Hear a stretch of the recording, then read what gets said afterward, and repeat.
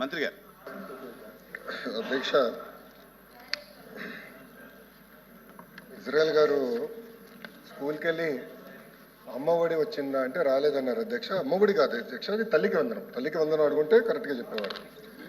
రెండు అది అమ్మ ఒడి రాలేదని అదేంటున్నా, రాలేదనింది అమ్మ ఒడి, రాలేదనింది అమ్మ ఒడి. మనం ఇచ్చేదేమో మీరు మాట్లాడుతానంటే నేను కూర్చుంటాను. ప్లీజ్ ప్లీజ్ మీరు మాట్లాడదలుచుకుంటే ఒక్క నిమిషం సార్, చేతితో మాట్లాడండి సార్. వాళ్ళకి ఎందుకు సంబంధం? వాళ్ళు మాట్లాడదలుచుకుంటే సార్ చేతితో చెప్పండి సార్. మీతోనే మాట్లాడుతున్నాను సార్, నేను చైర్ని ఉద్దేశించి మాట్లాడుతున్నాను సార్. మాకు ఏ రూల్ పెట్టారో అటు కూడా అదే రూల్ పెడితే బాగుంటుంది సార్. వాళ్ళు నన్ను ఉద్దేశించి మాట్లాడినప్పుడు మీరు కూడా అదే రూల్ పెట్టండి సార్ వాళ్ళకి. దయచేసి సార్, ఎవరి గురించి మాట్లాడినా వాళ్ళు సైడ్ కమెంట్లు పాస్ చేసినప్పుడు నన్ను పూర్తి చేయనిచ్చినప్పుడు నేను మాట్లాడక్కు నాకు ఉంది కదా అధ్యక్ష. గౌరవ సభ్యులు ఏమన్నారు, పాఠశాలలకు వెళ్ళాను, అక్కడ అమ్మ ఒడి ఎంతమందికి వస్తుందని అడిగారంట. ఆ ప్రోగ్రామే లేదు ఇప్పుడు. తల్లికి వందనం ఆబ్వియస్లీ అక్కడ రాలేదని అంటారు. ముందర తెలుసుకోమని చెప్పమని నేను కోరుతున్నా. నంబర్ 1. నంబర్ 2, ఈరోజు ఇద్దరు మాట్లాడారు అధ్యక్ష. ఒకరు రమేష్ గారు మాట్లాడారు, ఇంకోటి ఇజ్రాయెల్ గారు మాట్లాడారు. ఒక ఆయనేమో 63 లక్షల మందికి వచ్చిందంటారు, ఇంకొక ఆయనేమో 57 లక్షల మందికి వచ్చిందంట. ముందర మీరు క్లారిటీ తెచ్చుకోండి ఎంతమందికి వచ్చింది. మీకే క్లారిటీ లేదు. మీ పార్టీలో ఇద్దరు సభ్యులు మాడితే ఒక్కొక్కరు ఒక నంబర్ చెప్తారు. నంబర్ 2, 63 లక్షల మందికి మీరు ఇచ్చారు, మిగతా వాళ్ళకి ఎందుకు డిలే చేశారు? నేను ఆ రోజే చెప్పాను అధ్యక్ష. పిల్లలు ఫస్ట్ క్లాస్లో జాయిన్ అయిన తర్వాత అపార్ ఐడి ద్వారా ఏ పాఠశాలలో జాయిన్ అయ్యారో మాకు తెలుస్తుంది. అది అయిన వెంటనే మేము డబ్బులు ఇస్తాం. సేమ్ థింగ్ 10th క్లాస్ నుంచి 11th క్లాస్కి వెళ్ళినప్పుడు ఆ ట్రాన్సిషన్లో అక్కడ చేరిన తర్వాత మేము వెరిఫై చేసుకుని డబ్బులు ఇస్తాను అధ్యక్ష. మేము కట్టుబడి ఉన్నాం. ఎక్కడన్నా గ్యాప్స్ ఉంటే అధ్యక్ష చాలా ట్రాన్స్పరెంట్గా వాట్సాప్ ద్వారా హాయిగా వాళ్ళు మెసేజ్ పెట్టచ్చు. ఒకవేళ రాకపోతే ఏ కారణాల వల్ల వాళ్ళకి రాలేదో కూడా చెప్తా అధ్యక్ష. అక్కడ రిడ్రెసల్ మెకానిజం కూడా వాళ్ళ ఇంట్లో కూర్చుని ఎక్కడికి వెళ్ళాల్సిన అవసరం వాట్సాప్ ద్వారానే కమ్యూనికేట్ చేసుకోవచ్చు అధ్యక్ష. మన మిత్రాన్ని కూడా మేము పెట్టాం. 2, ఇజ్రాయెల్ గారు మాడుతూ 300 యూనిట్లు కరెంటు యాప్ కాస్ట్లో పనిచేసిన వారికి, అట్లా భూమి ఉన్న వారికి మీరు ఇవ్వట్లేదన్నారు. ఎవరు పెట్టారు అధ్యక్ష ఈ రూల్స్ అని? మీరే పెట్టారు. ఎవరు పెట్టారు ఈ రూల్స్ సార్? రూల్స్ పెట్టింది ఎవరు సార్? మీరే పెట్టారు. పులివెందుల ఎమ్మెల్యే జగన్మోహన్ రెడ్డి గారు పెట్టారు ఈ రూల్స్. ఆయన రూల్స్ పెట్టారు. We are following it. కాదని చెప్పండి. మీరు ఒకటి మీరు మళ్ళీ ఇప్పుడు మాట వేస్తారు సార్. ఇదే సార్ ప్రశ్న వేయించుకుని ఇరుక్కుంటా ఉంటే ఇదే అంటారు. ఇప్పుడు నేను సూటిగా వాళ్ళకి సమాధానం చెప్తున్నా. 300 యూనిట్లు పెట్టింది ఎవరు? మీరు.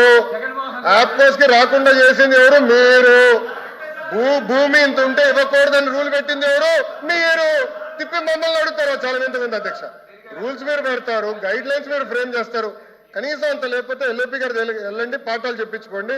ఎల్ఓపి గారు మంత్రిగా ఉన్నప్పుడు ఇది చాలా క్లియర్గా వచ్చింది అధ్యక్ష. రెండోది అధ్యక్ష, గవర్నమెంట్ ఆఫ్ ఇండియా ఎంతమంది పిల్లలు చదువుతున్నారనే కానీ నంబర్స్ చెప్పారు అధ్యక్ష. ప్రాసెస్ ఫాలో అయ్యాం. అర్హులందరికీ మేము ఇస్తున్నాం, దాంట్లో ఎలాంటి డౌట్ లేదు.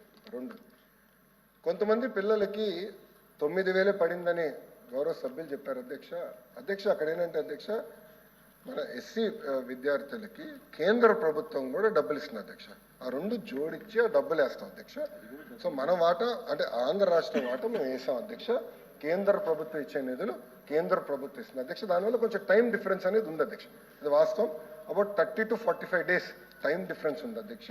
అంతేగాని పిల్లలకి మేము డబ్బులు వేసేది ఎలాంటి సందేహం లేదు. అర్హులందరికీ డబ్బులు ఇస్తామని ఈ సభాముఖంగా నేను తెలుపుతున్నాను అధ్యక్ష. అదేవిధంగా అధ్యక్ష, రమేష్ గారు మాట్లాడుతూ నెలకి 15,000 రూపాయలు వాళ్ళు ఇచ్చారంటున్నారు అధ్యక్ష. ఇచ్చింది సంవత్సరానికి 13,000 రూపాయలు అధ్యక్ష.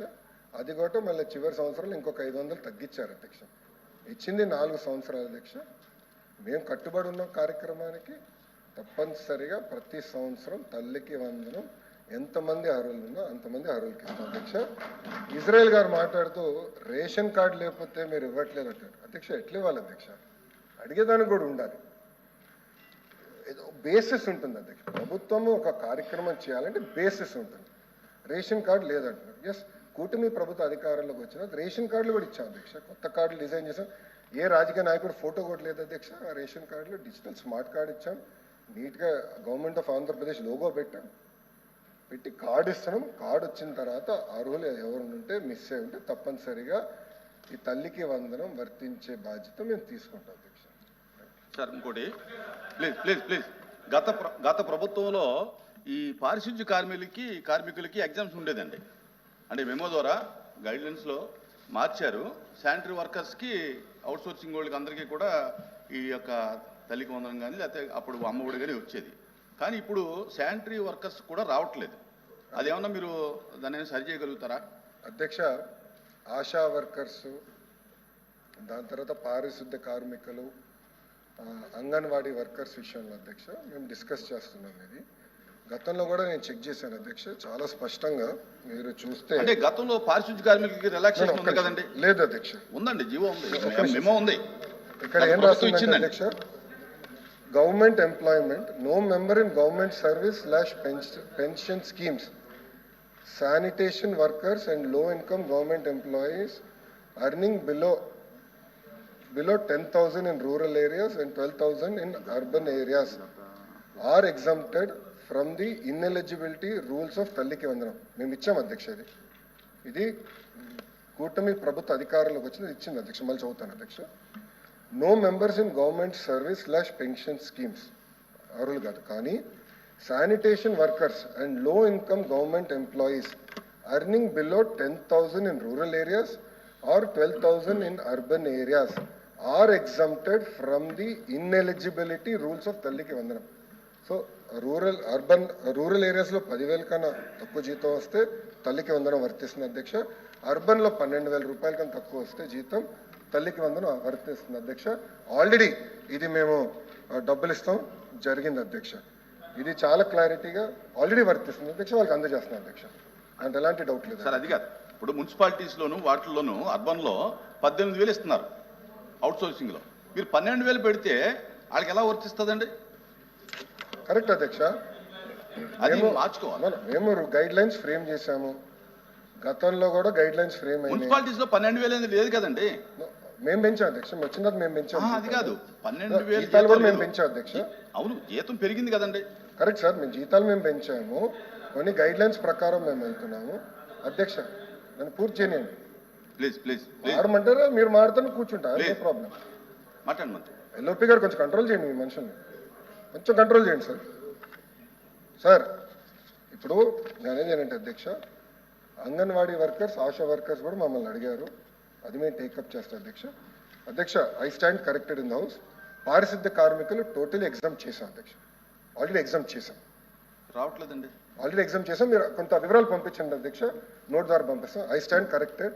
తర్వాత అంటే గైడ్ లైన్స్ ఇది ఉన్నాం, తర్వాత మేము ఎగ్జామ్ చేసాము. ఐ స్టాండ్ కరెక్టెడ్ ఉంది. 100% ఎగ్జామ్ చేసాం. ఎగ్జామ్ చేసినట్టు ఏమి జీవో రాలేదు కదా? జీవో కానీ మెమో కానీ రాలేదు. ఇచ్చాం సార్, అది మెమో ఇచ్చేసాం సార్. అది డబ్బులు కూడా వేసాం సార్. ఎంతమంది పారిశుద్ధ్య కార్మికులకి డబ్బులు ఇస్తాం కూడా ఆ మెమో ఉంటే నాకు ఒకటి ఇమ్మనండి. We will table it in the house అధ్యక్ష. ఎంతమంది ఎగ్జామ్ ఎంతమందికి ఇచ్చాం పేమెంట్ అనేది హౌస్ లోకి మేము ఇస్తాం అధ్యక్ష. Thank you. ఎల్ఓపి గారు. అధ్యక్ష, ఇప్పుడు మంత్రి గారు చెప్తున్నప్పుడు అదే పారిశుద్ధ్య కార్మికుల దగ్గర మళ్ళీ తిరిగి వారు రీకన్సల్ట్ చేసుకొని చెప్పారు. It's okay, fine. దాంట్లో there is no dispute, there is no clarity, there is no issue. రెండో విషయంకి వస్తేప్పటికి వారు చెప్పినంతలోనూ ఎప్పుడు ఇచ్చి దగ్గర 2 నెలలు ప్రోగ్రామ్ స్టార్ట్ అయ్యి 2 months అయింది. ఈ వాటికి ఉన్న రాష్ట్రంలో ఉన్న ఏదైతే మీరు ఏ సంఖ్యకి ఇచ్చారు,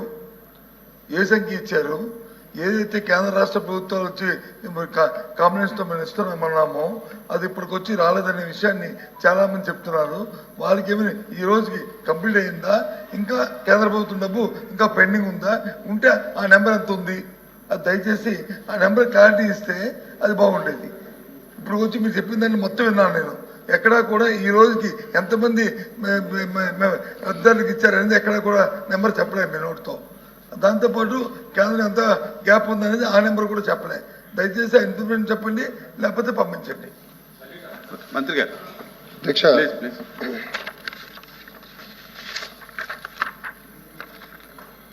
అధ్యక్ష, తల్లికి వందనం జియో 26 అధ్యక్ష. 12/6/2025లో పేజ్ నెంబర్ 4 అధ్యక్ష హౌస్లో సబ్మిట్ చేస్తున్నా. దాంట్లో చాలా స్పష్టంగా anyone among the household members employed in any central state government service PSU or getting government pension post retirement are not eligible. Sanitation workers are exempted in totality. అధ్యక్ష నేను కొంచెం misread చేశాను, మై అపాలజీస్ అధ్యక్ష.